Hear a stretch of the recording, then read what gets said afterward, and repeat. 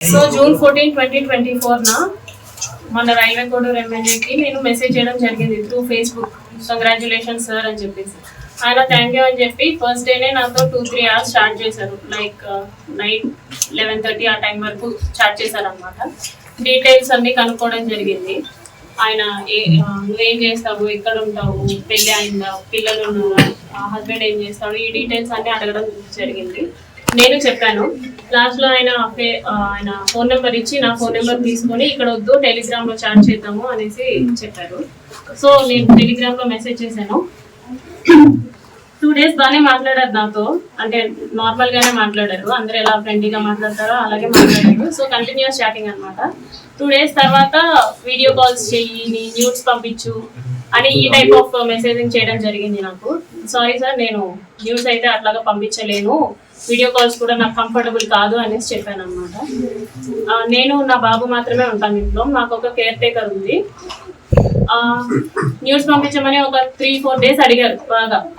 నేను పంపను అనేసరికి కొంచెం బెదిరించడం లాంటివి చేశారనమాట. న్యూస్ ఓకే, న్యూస్ పంపొద్దు, నేను నీతో మాట్లాడాలి, నన్ను పర్సన్గా మీట్ అవ్వు, ఇన్ పర్సన్లో మీట్ అవ్వు అని చెప్పేసి అన్నారు. ఎలా కుదురుతుంది సార్, నాకు అవ్వదు, నాకు మా బాబుతోనే ఉంటుంది రోజంతా, నాకు అవ్వదు అనేసి అన్నాను. ఒక 2 days బాగా బతిమలాడుకున్నట్టు అడిగారు అనమాట. నన్ను మీట్ అవ్వచ్చు కదా, ఈ టైంకి మీట్ అవ్వచ్చు కదా, నేను ఈ టైంకి ఫ్రీ అవుతాను అనేసి ఇలా అడగడం జరిగింది. నేను రిజెక్ట్ చేశా. ఆ తర్వాత కొంచెం ఆయన అధికారం చూపించడం, లైక్ నేను రైల్వే కోడూరు ఎమ్మెల్యేని, నా కోడూరు ఇది ప్రస్తుతానికి, నువ్వు ఇక్కడే జాబ్ చేస్తున్నావు, నీ ట్రాన్స్ఫర్ కూడా నా చేతిలోనే ఉంటుంది, నీ ప్రమోషన్స్ కూడా నా చేతిలోనే ఉంటుంది అని ఈ టైప్ ఆఫ్ మాటలు మాట్లాడడం స్టార్ట్ చేశారనమాట. నాకు అర్థమైంది, సార్ మీరు ఎంత చెప్పినా సరే నేనైతే కలవడం జరగదు అనేసి నేను చెప్పాను. ఆయన ఫోర్స్ చేస్తూనే వచ్చారు. నేను ఈయనకి ఫోన్ కాల్స్లో మెసేజెస్లో చెప్పడం అర్థం కావట్లేదేమో అని చెప్పేసి నేను కలుస్తాను. జూలై 9th కలిసాను. For the first time July 9th కలిసాను. ఆయన షెడ్యూల్ అంతా అయిపోయిన తర్వాత నైట్ 8 o'clock అలాగా వచ్చి నన్ను పిక్ చేసుకున్నారు. మా ఇంటి దగ్గర పిక్ చేసుకొని తీసుకెళ్లారు. రైల్వే కోడూరు నుంచి కడప రూట్ వెళ్దాం అనేసి అన్నారనమాట. Railway Koduru to Kadapa route 90 kilometers వస్తుంది, కడప వరకు 90 kilometers వస్తుంది. సో స్టార్ట్ అయ్యాము. మా బాబుతో మా కేర్ టేకర్ ఉంది. ఇన్ ద మీన్ వైల్లో ఆయన మళ్ళీ ఎందుకు కలవని అంటున్నావు, ఎందుకు మెసేజెస్కి అలా రెస్పాండ్ అవుతున్నావు, ఎందుకంత పొగరు చూపిస్తున్నావు అని చెప్పేసి ఈ మాటలు మాట్లాడారు.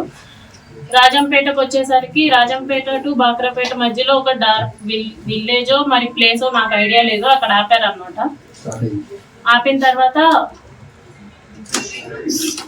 తర్వాత నేను ఎందుకు ఆపారండి అంటే, ఎందుకు నువ్వు నాతో సరిగా ఉండట్లేదు, ఎందుకు నేను అడిగినవన్నీ చేయట్లేదు అని చెప్పేసి కాన్వర్సేషన్ స్టార్ట్ చేశారు.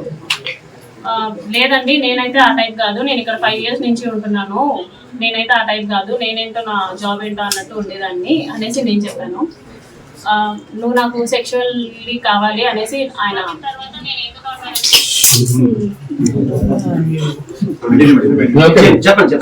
కనీసం మాట్లాడివ్వండి.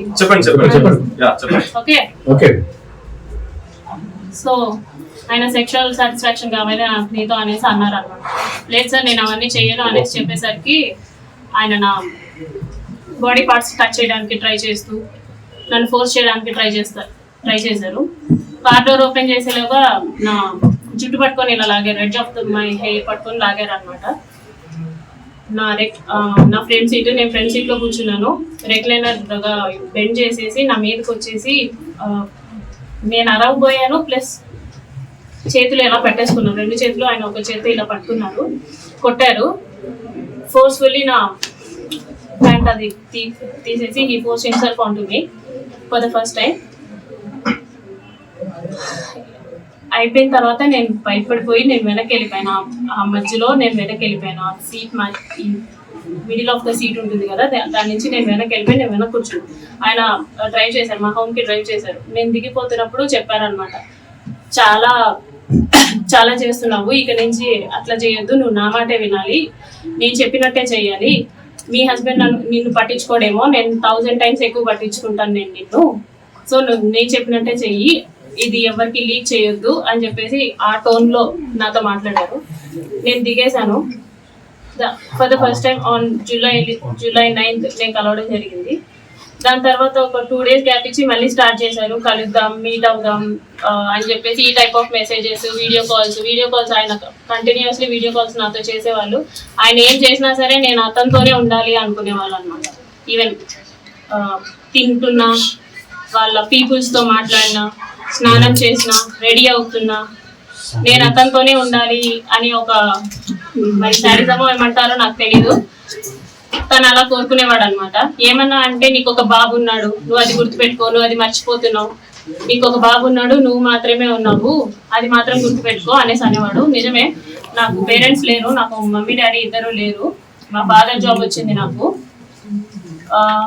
నా ఫస్ట్ స్టేషన్ రైల్వే కోడూరులోనే. నాకు ఒక తమ్ముడు ఉన్నాడు, కానీ దూరంగా చదువుకుంటున్నాడు వాడు.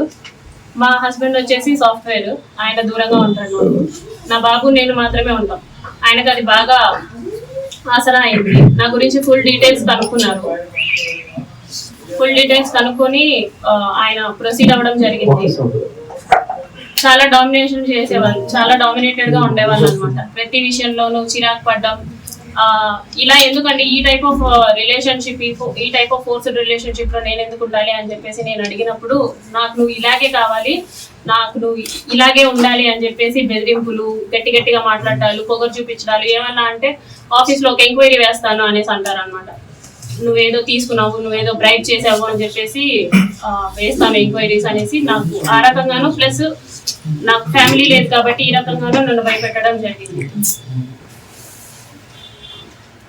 So for the first time నేను ఆగస్ట్ ఎండింగ్ లో నా ప్రెగ్నెన్సీ పాజిటివ్ అయింది. ఈ విషయం నేను అతనికి చెప్పాను అనమాట. నాకు ఇలా ప్రెగ్నెన్సీ పాజిటివ్ వచ్చింది, ఏం చేయమంటారు అనేసి అన్నాను. నువ్వు తీయించేసుకో, ఇమీడియట్ గా తీయించేసుకో, నేను మాట్లాడతాను, నాకు తెలిసిన డాక్టర్ ఉన్నారు తిరుపతి కాలేజ్లో, నాకు తెలిసిన గైనిక్ ఉంది, ఆమెను అడుగుతాను, ఆమె నాకు టాబ్లెట్స్ పంపిస్తుంది, నేను నీకు ఇస్తాను, సో దట్ నువ్వు తీయించేసుకో అనేసి అన్నారనమాట. లేదండి నేను తీయించుకోను, నేను ఉంచుకుంటాను అనేసి చెప్పాను. అంటే ఎందుకు ఉంచుకుంటావో, అవసరం లేదు, నువ్వు తీయించేసుకో అని చెప్పేసి అన్నారు. ఫస్ట్ లో స్టార్టింగ్ లో కామ్గానే అన్నారు.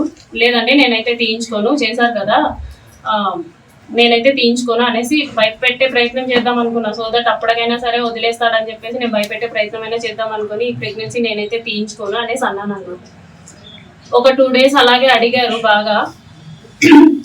ఒకరోజు నైట్ మా ఇంటికి వచ్చి ఎందుకు తీయించుకోవు అని చెప్పేసి నన్ను కొట్టారు.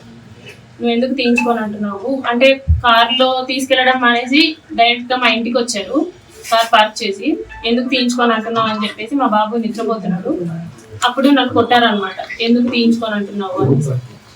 లేదండి నేను తీయించుకోను, మీరే కదా చేశారు, సో నేను తీయించుకోను, సమాధానం చెప్పండి అంటే, సరే మీ హస్బెండ్ కి డివోర్స్ ఇచ్చేసి నేను నిన్ను పెళ్లి చేసుకుంటాను, ప్రస్తుతానికైతే తీయించుకో అని చెప్పేసి నార్మల్ గా అష్యూరెన్స్ ఇచ్చినట్టు చెప్పారు. సో నీ హస్బెండ్ తో నువ్వు డివోర్స్ తీసుకున్న తర్వాత నేను నిన్ను పెళ్లి చేసుకుంటానంటే అవసరం లేదు అని చెప్పేసి నేను ఫర్ ద ఫస్ట్ టైం నేను అబార్ట్ చేయించుకున్నాను. అది కూడా అతనే టాబ్లెట్స్ తీసుకొని వచ్చారు, వాళ్ళ ఫ్రెండ్, తిరుపతి ఫ్రెండ్ ఎవరో ఇచ్చారంట, గైనిక్ సమాన్ టాబ్లెట్స్ తీసుకొని వస్తే for the first time abort చేయించుకున్నాను. నేను కూడా నాకు శ్రీధర్ నుంచి వద్దు, okay, that is not my Moto. అతను నాకు చేసిన దానికి అతనికి లీగల్ గానే అన్ని ఎంక్వైరీ చేసే నన్ను పిలిపించండి, అతన్ని పిలిపించండి, వాట్ ఈస్ వాట్ అనేది కనుక్కోండి. వాట్ ఈస్ వాట్ అనేది కనుక్కున్న తర్వాతే, అసలు ఏమైందో అంతా జరిగిన తర్వాతే మాకు శిక్ష వేయండి. ఏదైనా అతను తప్పు ఉంటే అతనికి శిక్ష వేయండి. నేనైతే ప్రూఫ్ తోనే మాట్లాడతాను, నిజాలే మాట్లాడతాను. ఎందుకంటే బాధించబడింది నేను, మీరెవరు కాదు. మీ అందరికి కామెడీగా ఉండదు, కానీ బాధించబడింది నేను. లీగల్ గానే ఎన్ని ఎంక్వైరీ